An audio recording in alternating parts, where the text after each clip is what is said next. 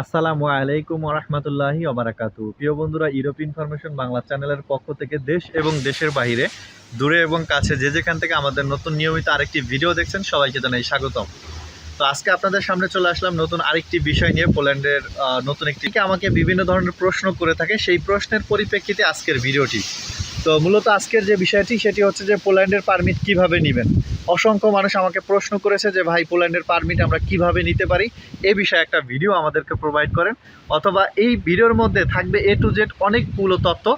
আশা করি আপনারা ভিডিওটি কন্টিনিউ করবেন, অনেকগুলো ইনফরমেশন এই ভিডিওর মধ্যে প্রোভাইড করা হবে। তো প্রথমে কিভাবে আপনি পারমিট নেবেন। পারমিট নেওয়ার জন্য আপনাকে যেটা করতে হবে সেটা হচ্ছে আপনার পোল্যান্ডে আত্মীয় অথবা বন্ধুবান্ধব অথবা পরিচিত যে কেউ আছে, তাদের মাধ্যমে কিন্তু আপনি ওয়ার্ক পারমিট নিতে পারেন। এজেন্সি বা অন্য কোনো ওয়েতে নিলে সেখানে কিন্তু বাটপাড়ির সম্ভাবনা অনেকটা বেশি থাকে। যেহেতু আমরা পোল্যান্ডের ফেক ওয়ার্ক পারমিট নিয়ে অসংখ্য ভিডিও আপনাদেরকে মেক করে দিয়েছিলাম, আপনারা দেখেছিলেনও। আমরা কিন্তু এই বিষয় নিয়ে ভিডিও করেছিলাম। এরপরে আপনি পারমিট দেন কিনা, আপনাকে ভালো লাগে এবং আপনাকে বিশ্বাস করা যায়, এইরকম প্রশ্ন আমাদেরকে অনেকে করেছে।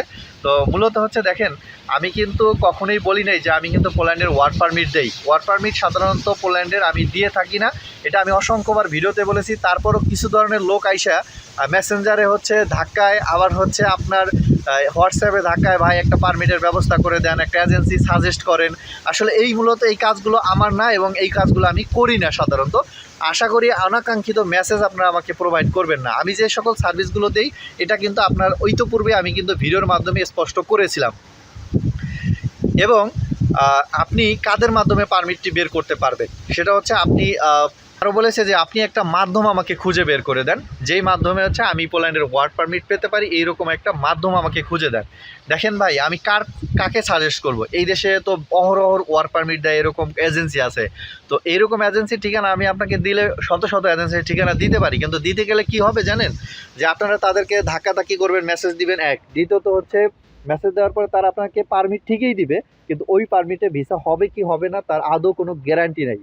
তো আপনি সব কিছু রেডি করলেন, তারপরে হচ্ছে অ্যাম্বাসি ফেস করলেন, ভিসা পেলেন না, তখন কিন্তু আপনার এই যে টাকাগুলো 2 থেকে 3 লক্ষ টাকা কিন্তু আপনার জলে যাবে। সো এই জন্য হচ্ছে আমরা কাউরে কোনো ধরনের মাধ্যম খুঁজে দেইনি। তারপরে পোল্যান্ডের ওয়ার্ক পারমিট যদি আপনি নিয়ে থাকেন, নেওয়ার পরেই কি ভিসা হয়ে যাবে? পোল্যান্ডের ওয়ার্ক পারমিট নিলে কি ভিসা হয়ে যায়? সাধারণত এইরকম প্রশ্ন অনেকেই করে। আর দেখেন, থার্ড পার্টির কাছ থেকে যখন আপনি ওয়ার্ক পারমিট নেবেন, তখন কিন্তু আপনার ভিসা হওয়ার সম্ভাবনাটা অনেক কমে যাবে। কারণ হচ্ছে থার্ড পার্টির মাধ্যমে ওয়ার্ক পারমিট নিলে তাদের ভিসা হয় না সাধারণত, আমরা যেটা ইতিপূর্বে দেখেছি। এবং বর্ডার গার্ড ভেরিফিকেশনের ক্ষেত্রে অনেক ঝামেলায় পড়তে হবে। থার্ড পার্টি থেকে আপনি যখন পারমিট নেবেন, তখন দেখা যায় আপনাকে মূল কোম্পানির 20 থেকে 30টা হচ্ছে তাদের এজেন্সি আছে। তো এইখান থেকে আপনার পারমিট উঠানো হয়েছে, ও বর্ডার গার্ড যখন ভেরিফিকেশন করেছে, তখন কিন্তু আপনি দেখা যায় তখন কিন্তু আপনার বর্ডার গার্ডকে সঠিকভাবে কোম্পানি ইনফরমেশন করতে পারে না। কারণ থার্ড পার্টি হচ্ছে, ধরেন আপনি একজনের কাছ থেকে পারমিট নিয়েছেন, সে হচ্ছে আবার আরেকজনের কাছ থেকে, সে আবার এজেন্সির মাধ্যমে, তারপরে হচ্ছে কোম্পানি। তো এইরকম কোম্পানি থেকে যখন আপনারা একটা পারমিট থার্ড পার্টির কাছ থেকে নেবেন, তখন কিন্তু ভিসা হওয়ার পসিবিলিটি 0%। কারণ হচ্ছে তারা ভেরিফিকেশন সঠিকভাবে দিতে পারবে না, এবং ওই ভেরিফিকেশন দিলে ওই ভেরিফিকেশনে ভিসাও হয় না সাধারণত। অনেকে আছে পারমিট বিজনেস করে, সেই বিজনেসের বিষয়ে আমরা অন্য একদিন হয়তো বা কোনো আলোচনা করব। তো এদের কাছ থেকে পারমিট নেবেন না। এখন কথা হচ্ছে কাদের থেকে আপনারা পারমিট নেবেন। পারমিট নেবেন ডিরেক্টলি কোম্পানি থেকে। ধরেন পোল্যান্ডে আপনার কাবাব শপ আছে, এরকম মালিক আছে, তাদের থেকে আপনি পারমিট নেন, অথবা ওই কোম্পানিতে জব করে আপনার ভাই, চাচা অথবা মামা অথবা কোনো কাজিন যদি জব করে, হাই স্যালারি দিয়ে আপনি একটা পারমিট উঠাবেন 5,000-এর উপরে দিয়ে। ধরেন 5,000 জলতি, 6,000 জলতি, বা 6,500 জলতি, বা 7,000 জলতি দিয়ে পারমিট উঠালে আপনার কিন্তু ভিসা হওয়ার সম্ভাবনা থাকবে। তো এই ক্ষেত্রগুলো আপনারা অবশ্যই যাচাই বাছাই করে তারপরে হচ্ছে আপনারা পারমিট নেওয়ার চেষ্টা করবেন।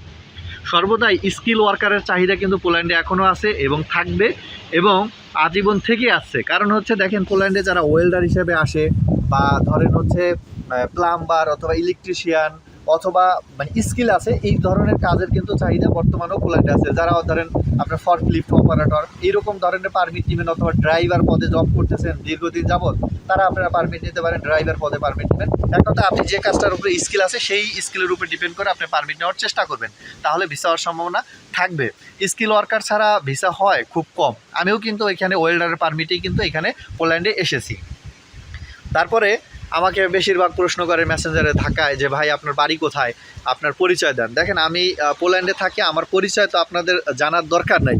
আমার দেশের বাড়ি মাদারীপুরে, কিন্তু মূলত হচ্ছে আমি পোল্যান্ডে প্রায় দীর্ঘ 4 বছর ধরে রয়েছি এবং এখানে আমি কাজ করি এবং আমি যে সকল সার্ভিসগুলো প্রোভাইড করি অন্য একটা ভিডিওতে আপনাদেরকে বলেছিলাম যে আপনারা যদি পোল্যান্ডের ওয়ার্ক পারমিট পেয়ে থাকেন, ওয়ার্ক পারমিট পাওয়ার পরে আপনি হচ্ছে আমাদের দিয়ে অ্যাম্বাসির অ্যাপয়েন্টমেন্ট, অ্যাম্বাসির জন্য ফাইল রেডি করা, ইন্টারভিউ ফেস করা, এ টু জেড যত ডকুমেন্ট প্রয়োজন হয় সেগুলো আমরা গাইড করি এবং আমরা বানিয়ে দিই এই ডকুমেন্টগুলো।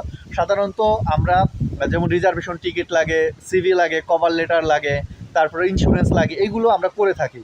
এছাড়া হচ্ছে ওমরার ভিসা আমরা করে থাকি। পোল্যান্ড থেকে যদি কেউ ওমরায় যেতে চায় সেই ওমরার ভিসা করে, ইতালি থেকে যদি কেউ যেতে চায় সেই ভিসাগুলো আমরা কাজগুলো করে থাকি। তো প্রিয় বন্ধুরা, আপনাদেরকে আমরা এই ভিডিওর মধ্যে অনেকগুলো ইনফরমেশন প্রোভাইড করার চেষ্টা করেছি। ইনশাল্লাহ আপনাদের এই ভিডিওটি কাজে লেগেছে। যদি কাজে লাগে তাহলে ভিডিওটি শেয়ার করে অন্যজনকে জানানোর সুযোগ করে দিবেন।